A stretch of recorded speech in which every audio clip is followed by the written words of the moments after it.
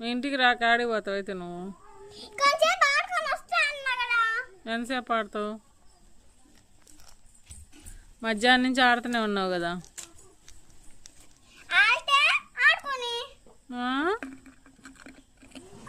ఇక స్నానం చేయడం, అన్నం తినడం ఏమి ఉండవు.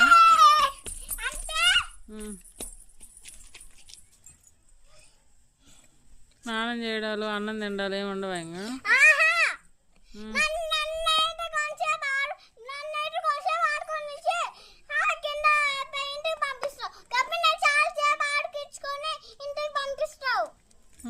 నువ్వు ఆడట్లే అసలు.